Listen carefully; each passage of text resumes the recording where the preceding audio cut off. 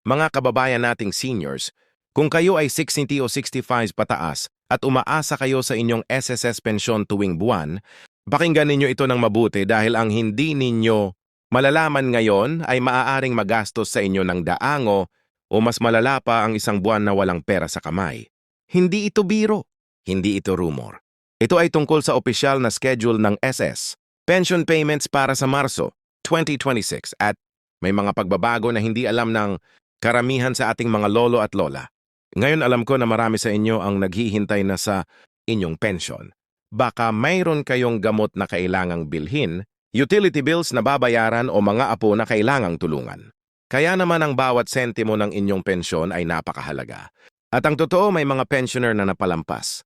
Ang kanilang pera noong nakaraang buwan hindi dahil may problema sa kanilang account, kundi dahil hindi nila alam ang tamang araw ng release. Yang damang para nung pagkuha ay yung mga bagong panuntunan na inilabas ng SSS ngayong 2026. Huwag kayong maging isa sa kanila.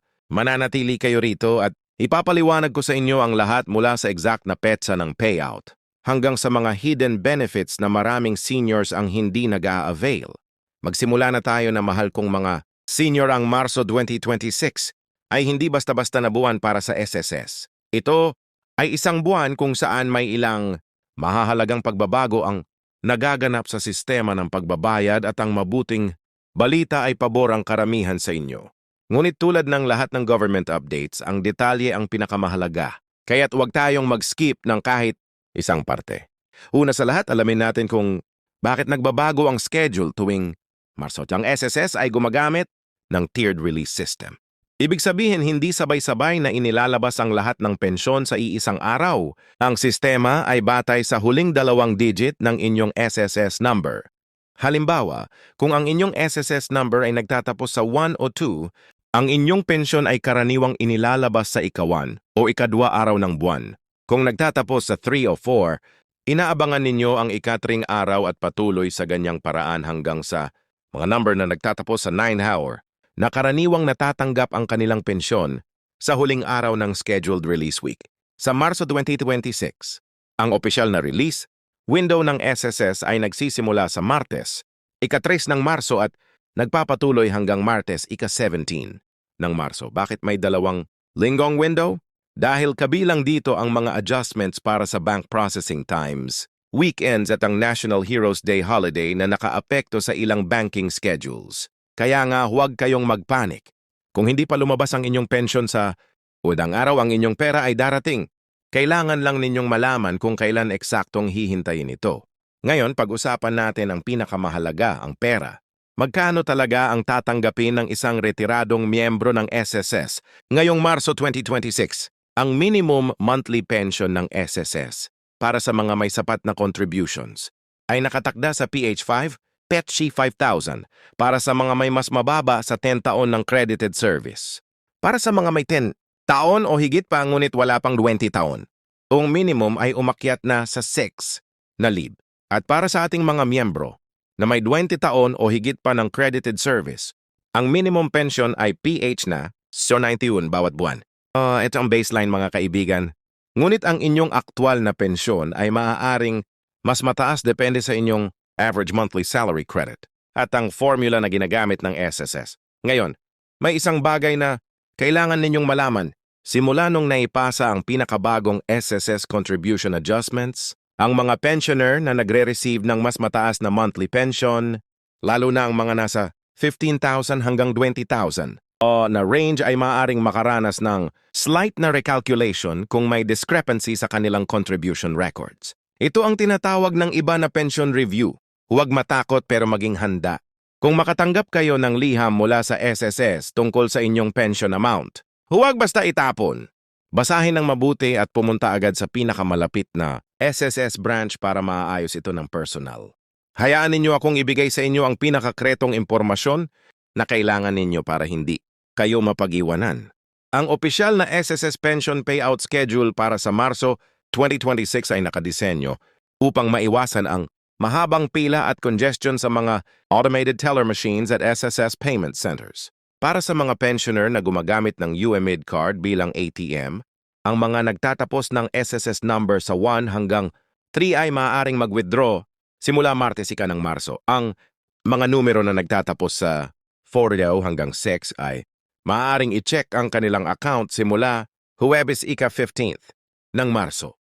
At ang mga nagtatapos sa 7 hanggang 0 ay abangan ang ika 10 hanggang ika 1 ng Marso. Para naman sa mga pensioner na gumagamit ng Land Bank, OP na nakatuklop sa SSS, ang processing ay karaniwang 1 hanggang 2 araw na nauna sa opisyal na petsa ng inyong number bracket.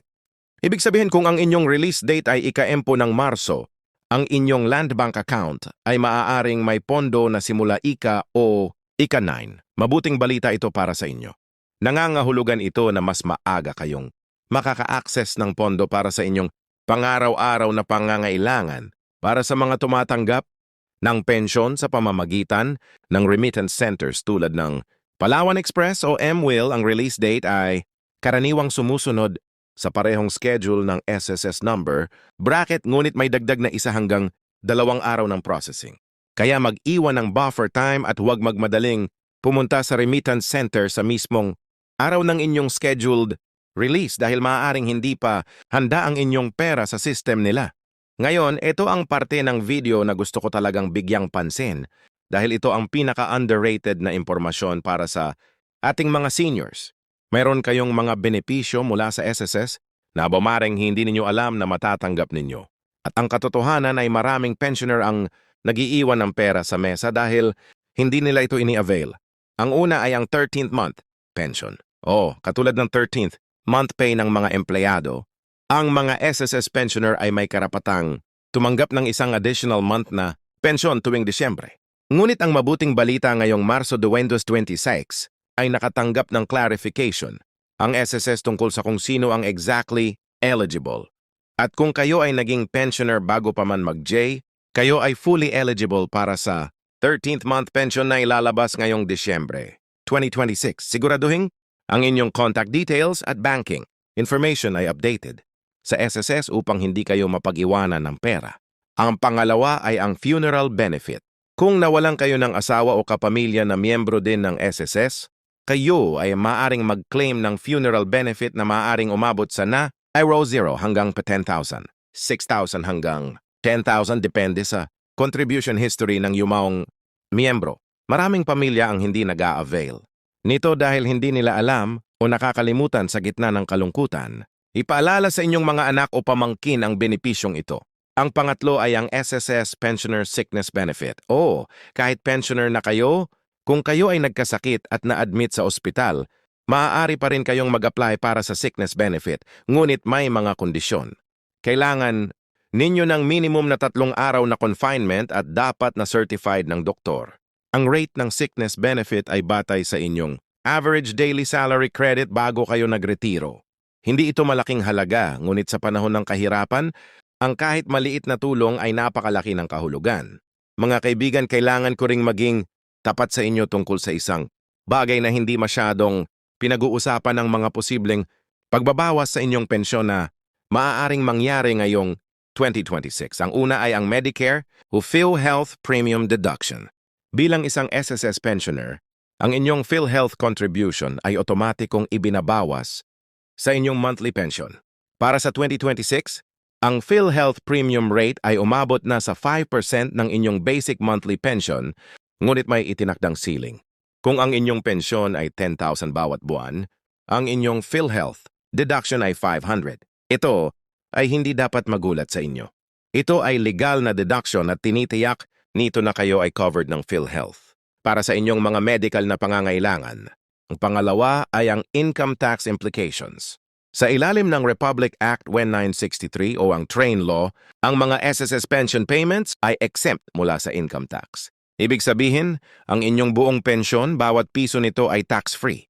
Kaya kung may nagpapaliwanag sa inyo na kailangang magbayad ng tax sa inyong SSS pension, huwag kayong maniniwala. Magtanong sa pinakamalapit na SSS branch o BIR office para sa kumpirmasyon. Ang pangatlo ay ang loan deduction. Kung mayon kayong outstanding SSS loan bago kayo nagretiro, ang inyong buwanang loan amortization ay patuloy na ibabawas sa inyong pensyon. Hanggang sa mabayaran ang utang, ito ang isa sa mga pinaka-common na Dahilan kung bakit ang pension ng isang pensioner ay mas mababa kaysa sa inaasahan. Suriin ang inyong SSS records online o sa pinakamalapit na SSS branch para malaman kung mayroon kayong outstanding loan balance. Ngayon, pag-usapan natin ang mga practical na paraan para masigurado na walang mapalampas na pera ngayong Marso 2026. Ang pinakaimportante ay ang magtiyak na ang inyong SSS MySS online account ay active at updated. Kung wala pa kayong MySS account, humingi ng tulong sa inyong mga anak o apo para mag-enroll online sa my.sgov.ph. Sa pamamagitan ng online account, maaari ninyong suriin ang inyong pension records, contribution history at loan balance nang hindi na kailangang pumunta sa SSS office. Ito ay malaking tipid ng oras at lakas para sa ating mga seniors. Kung kailangan ninyong pumunta sa SSS branch at minsan talaga kailangan, ang pinakamagandang araw ay ang Martes at Miyerkules. Partikular na sa umaga bago mag-9, iwasan ng Lunes at Biyernes dahil ito ang pinakamaingay na araw sa karamihan ng SSS branches. Magdala lagi ng 2 valid IDs, ang inyong UMID card at isang photocopy ng inyong latest pension, voucher o bank statement na nagpapatunay ng inyong pension receipt. Para sa mga may katandaang kondisyon o may kapansanan, alalahanin na ang SSS ay may priority lane para sa senior citizens. Huwag kayong mahiyang gamitin ito. Ito ay inyong karapatan bilang senior citizen. Kung wala namang priority lane sa branch na inyong pinupuntahan, makipag-usap sa security guard o sa information desk at ipaliwanag ang inyong sitwasyon. Karamihan ng SSS personnel ay maawain at handang tumulong. Alam ko na ang inyong pensyon ay hindi laging sapat para sa lahat ng pangangailangan. Kaya naman nais kong ibahagi sa inyo ang ilang simpleng estratehiya para mapakinabangan ang bawat pisong natanggap ninyo. Una, pag-aralan ang posibilidad ng deferred pension. Kung kayo ay taong gulang ngayon at kaya pa kayong magtrabaho ng ilang taon, pag-isipang i-defer ang inyong SSS pension hanggang sa mag-65 kayo.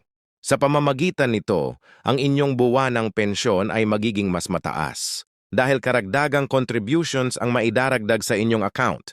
Hindi ito para sa lahat, ngunit para sa mga may kakayahan at gustong ma-maximize ang kanilang pensyon. Ito ay isang napakuhikal na desisyon. Pangalawa, gamitin ang inyong senior citizen ID kasama ang inyong pensyon para sa mga diskwento. Bilang isang SSS pensioner at senior citizen, may karapatan kayo sa 20% na diskwento sa mga gamot, grocery staples at serbisyo sa ilalim ng Senior Citizens Act. Ang kombinasyon ng inyong pensyon at ng mga diskwentong ito ay maaring makapagbigay ng mas malaking epekto sa inyong buwanang budget kaysa sa inaakala ninyo.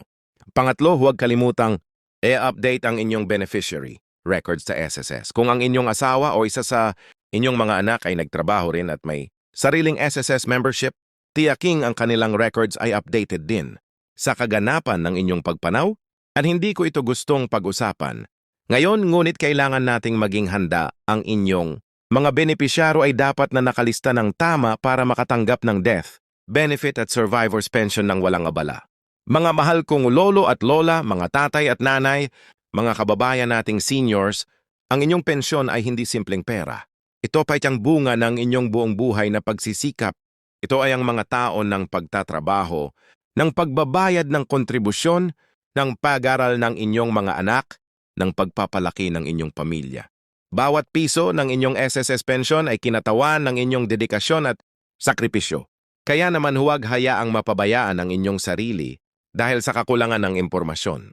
Ibahagi ang video na ito sa inyong mga kaibigan, kapitbahay o kapwa seniors na maaaring naghahanap ng parehong impormasyon. Minsan ang isang simpleng pakikinig sa tamang impormasyon ay maaaring magbigay ng daan-daang piso o higit pang karagdagang kita sa inyong bulsa. Ang Marso 2026 ay isang bagong simula, isang pagkakataon para tiyaking ang bawat benepisyong kayo ay may karapatang matanggap ay talagang mapupunta sa inyong mga kamay. Ingatan ninyo ang inyong sarili, ang inyong kalusugan at ang inyong pamilya. At tandaan, hindi kayo nag-iisa sa paglalakbay na ito. Kung may mga tanong kayo, ilagay sa comment sa ibaba. Basahin ko bawat isa at susubukan kong sagutin. At kung hindi pa kayo nakasubscribe sa channel na ito, ngayon na ang tamang oras. Maraming salamat sa inyong oras at tiwala. Hanggang sa susunod na video, alagaan ninyo ang inyong sarili. Mahal namin kayo.